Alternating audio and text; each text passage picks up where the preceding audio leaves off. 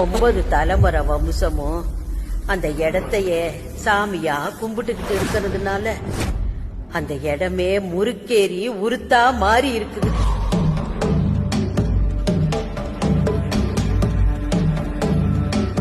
நம்ம குல தெய்வத்துக்கு ஒரு படையல் இல்ல, பலி இல்ல, கூத்து இல்ல.